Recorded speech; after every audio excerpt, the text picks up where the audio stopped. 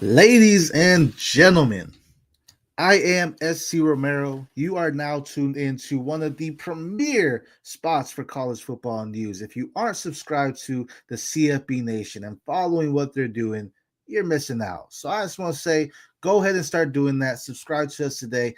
I'm SC Romero, and this is the O.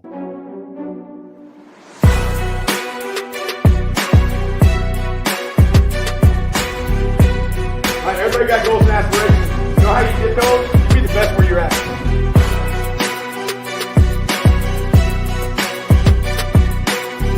What does Evan Stewart bring to the table here? In short, you get a ball.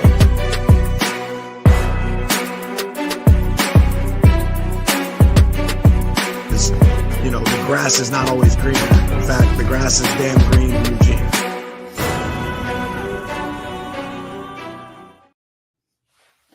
Everyone has goals and admiration. You know how you achieve them? You be the best where you're at. And shout out the Oregon Ducks women's track team for winning their 8th national championship. That is just an amazing accomplishment.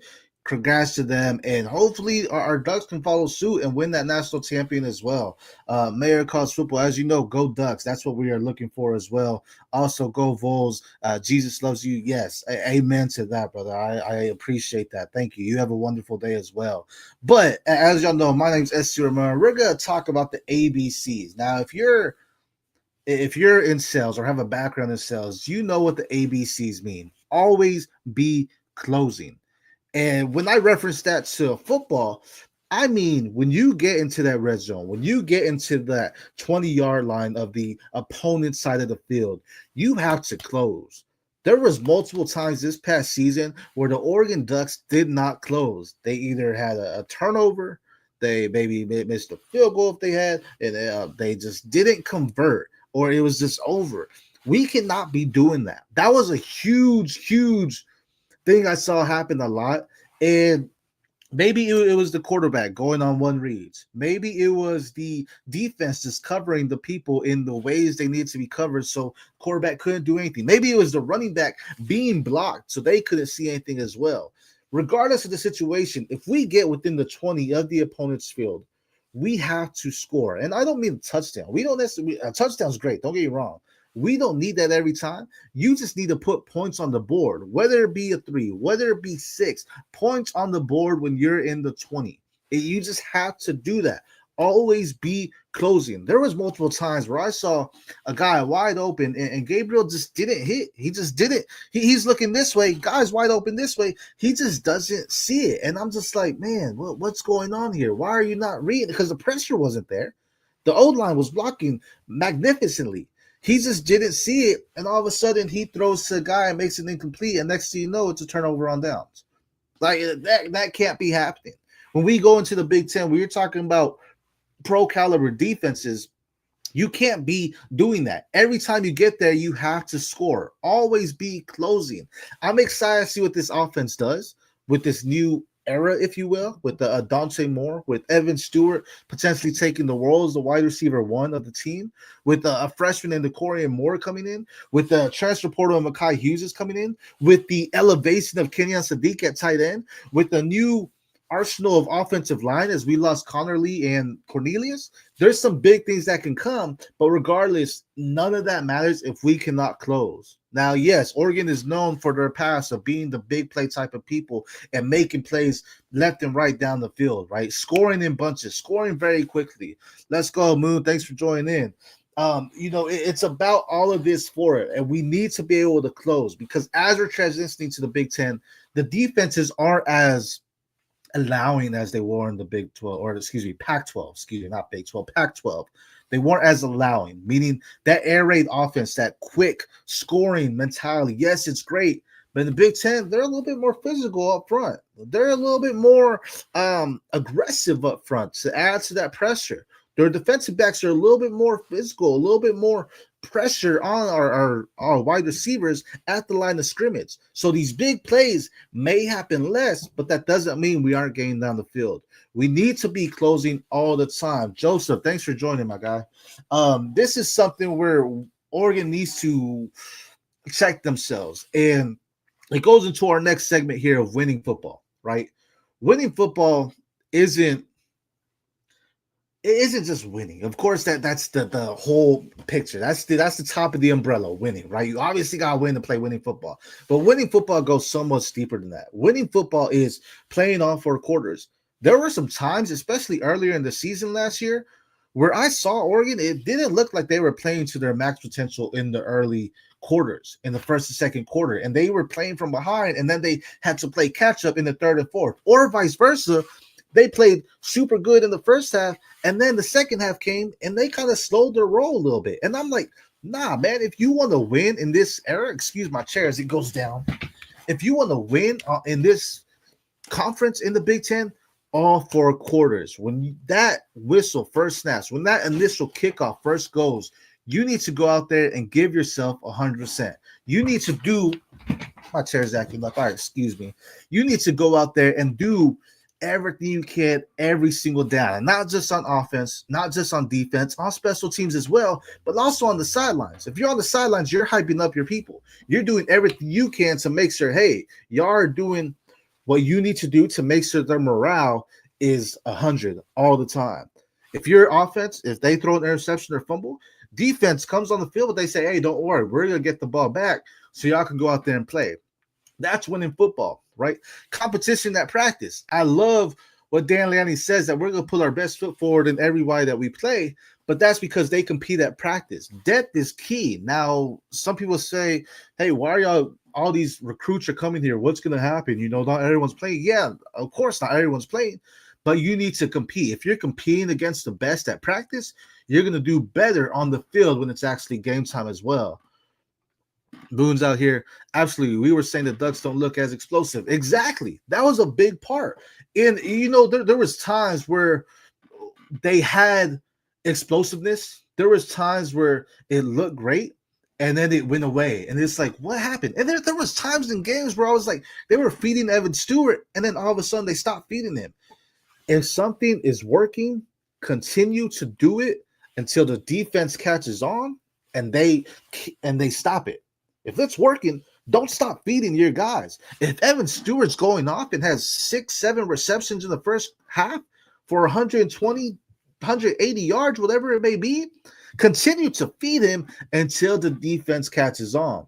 That's some winning football. It seems like multiple times last year on both sides of the ball, on special teams as well, Oregon didn't know their identity. They found it, and then they kind of lost it again. It just seemed like it was a repetition. And I know there's a heavy prospect in this year's NFL draft in Ashton Genty at Boise State. I know that. He's a great prospect. You watch the tape, this guy's phenomenal.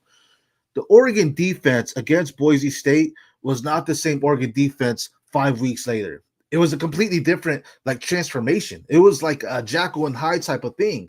There was a lot of things that happened in that situation where it was like, whoa, what's happening here? Why are they allowing this in certain situations? They weren't prepared for it. And it happened in multiple games, not just that Boise State game. In multiple games, they weren't prepared out the gate, and they had to play catch up in the end. Boone comes out, one of the most loaded rosters in the country. 100%. I mean, we're stacked top to bottom. And the best part about that is we know, I'm pretty sure Lanning in the coaching system there is telling them, look, you may not get your flowers or your starts right out the gate. You got to compete, and you got to make our guys better, so that way when you get on the field, you're going to get better as well. The slight tweaks, diverting from identity, exactly, 100%, because those little things make a difference, right? Those little things are going to be what elevates us from a Big Ten conference champion winner to a national champion winner. We did what we were set out to do. We set the Duck out. The Duck went across the nation. The Duck went on his tour, went to everywhere, right? We won the Big Ten. We are the Big Ten championships. But guess what? A now rival in the Big Ten is the national championship. We won the conference. We didn't win the national championship. And that's what needs to change. All right, Danny needs to be 100 from the kickoff to the last tick on the clocks. It just needs to happen. And with that winning football, it goes into me saying, what's the significance of the spring game? I see a lot of colleges saying they're no longer going to do it. Now, I do want to shout out Coach Prime here, because he talked about having a scrimmage for the spring game, teaming up with another team to have a scrimmage for that, I think that's phenomenal. And I think that would be great. Like you think about schools like Oregon, right? What if you scrimmaged Oregon State for the spring game? What if you scrimmaged Washington State? What if you scrimmaged, San Jose State? I don't know. What if you scrimmage these teams for the spring game, and now it just one helps the morale for the other teams, right, to compete, but also you get to see what your team's doing because in the spring game it's an elevated practice, if you will, right? Because not you're not giving it like your raw because it's against your own team, but you are going out there to showcase what you can do. Granted, there are some players that go out there and ball out and look great. Last spring game, Jeremiah McClellan, freshman wide receiver, looked phenomenal. He looked like he was one of the best wide receivers for me. Jayon Dickey didn't give all that 100%. Moon agrees, right? It's like those little things make the difference because the spring game is a way for these players to go out there and say, hey, look, coach, I am ready to take this next step. I think everyone wants to play. It's like a preseason warm-up, right? And I know NFL with their preseason, that's a whole different conversation.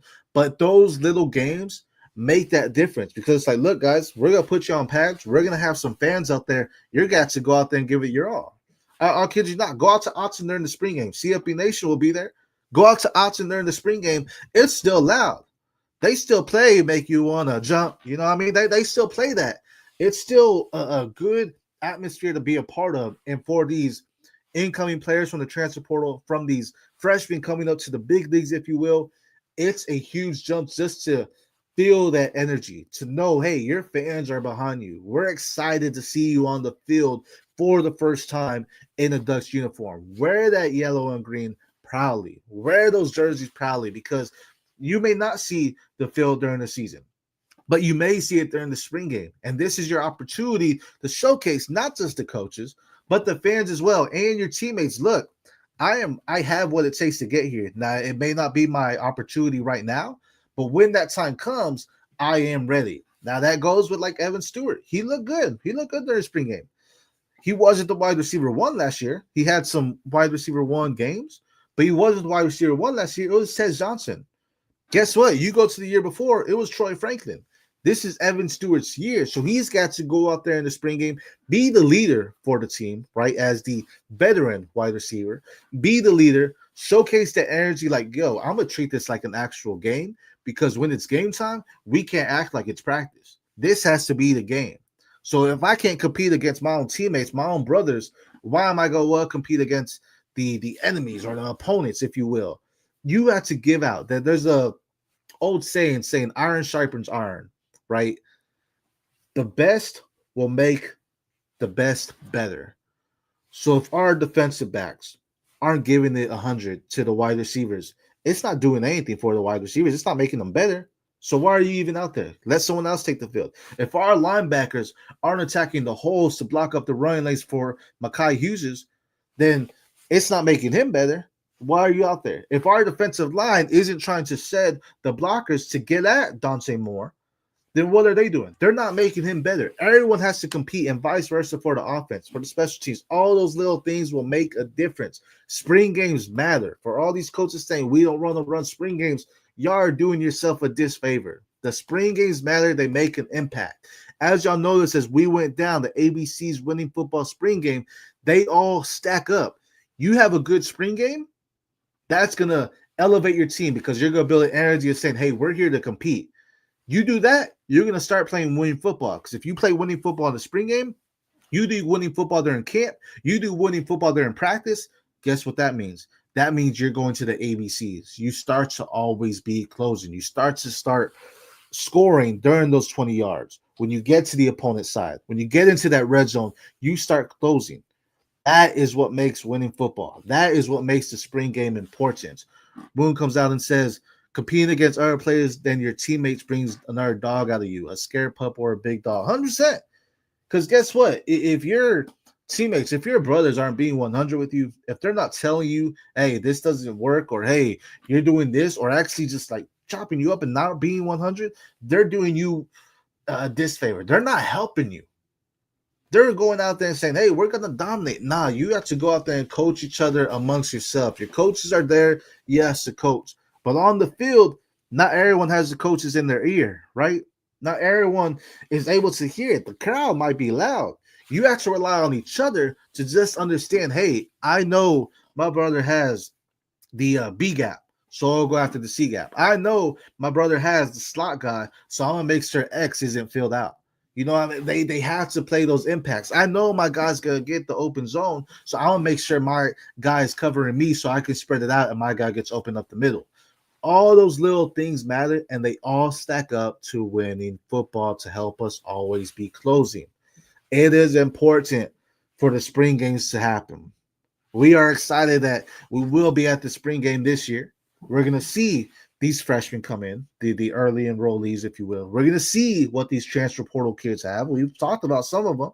We're going to see what the guys that didn't really showcase what they had last year due to some seniors or some juniors that are now going pro have. This is an exciting opportunity for you to, shake the jitters off, to say, hey, this is what Autzen Stadium is. This is what Duck fans is about. We're going to be loud. We're going to go out there and shout, and big things are going to come for it all the way. Ladies and gentlemen, I appreciate y'all tuning in for me. I am SC Romero. Don't forget to like, subscribe to the YouTube channel. CFB Nation, always dropping fire. I am SC. This is the O. Until next time, peace.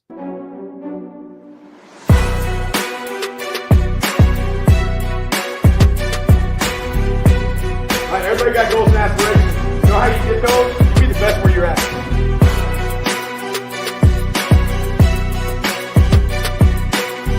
What does Evan Stewart bring to the table here? In short, you get a ball.